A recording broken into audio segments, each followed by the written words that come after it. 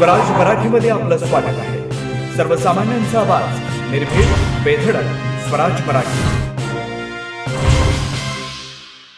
सांगली जिल्ह्यात अवैध व्यवसाय करणारे संशयित इस्मांच्या विरोधात प्रभावी व सातत्यपूर्ण कारवाईसाठी श्री संदीप घोगे, माननीय पोलीस अधीक्षक सांगली, श्रीमती रितू खोकर, माननीय अप्पर पोलीस अधीक्षक सांगली व श्री प्रणील गिल्डा, माननीय उपविभागीय पोलीस अधिकारी मिरज विभाग यांनी विशेष सूचना देऊन गुन्हे दाखल करण्याबाबत आदेश दिले होते।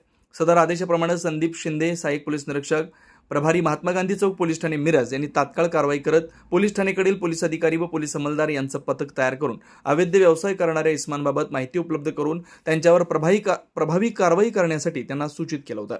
त्याप्रमाणे महात्मा गांधी चौक पोलीस ठाणेकडील पोलीस उपनिरीक्षक श्रीमती रुपाली गायकवाड यांच्या पोलीस पथकातील पोलीस नाईक नानासाहेब चंदनशिवे यांना दिनांक 13/4/2025 रोजी रात्री उशिरा गोपनीय माहिती मिळाली की हनुमान मंदिर ते माधवनगरकडे जाणाऱ्या रोडवर एका डंपरमधून बेकायदेशीर विनापरवाना वाळू वाहतूक होत असल्याची खात्रीलायक बातमी मिळाली।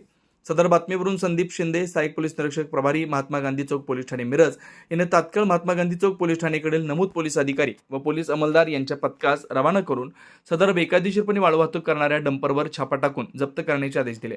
वरील प्रमाणे नमूद पथकातील अधिकारी व अंमलदार हे मिळालेल्या बातमीप्रमाणे हनुमान मंदिर ते माधवनगरकडे जाणाऱ्या रोडवरील झोपडपट्टीजवळ सापळा रचून थांबले असता थोड्या वेळात सदर ठिकाणी अवैधरित्या वाळूची चोरटी वाहतूक करणारा एक निळ्या पांढऱ्या रंगाचा डंपर येताना दिसला।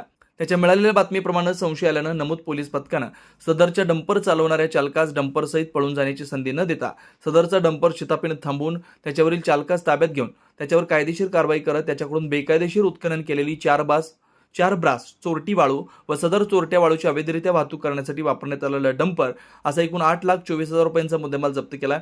त्याच्याकडे कौशल्यपूर्ण तपास केला असता सदरची बेकायदेशीररित्या उत्खनन केलेली चोरटी वाळूची वाहतूक त्याने त्याचा मालक प्रवीण देसाई, राहणार जयसिंगपूर, जिल्हा कोल्हापूर याच्या सांगण्यावरून केली असल्याचं निष्पन्न झालं। सदर गुन्ह्याचा पुढील तपास माननीय वरिष्ठांच्या मार्गदर्शनाखाली महात्मा गांधी चौक पोलीस ठाण्याकडील पोलीस उपनिरीक्षक श्रीमती रुपाली गायकवाड करतात। महात्मा गांधी चौक पोलीस ठाण्याकडून अवैध व्यवसाय करणाऱ्या व्यवस्थेची पाळेमुळं खणून काढण्याच्या अनुषंगानं जास्तीत जास्त प्रभावी कायदेशीर कारवाई करून अवैध व्यवसायांचा समूळ बिमूड करण्याच्या उपाययोजना राबवण्यात येत आहेत। नागरिकांनी अवैध व्यवसायाबाबत माहिती पोलीस प्रशासनात देण्याचं महात्मा गांधी चौक पोलीस ठाणेतर्फे आवाहन करण्यात येत आहे।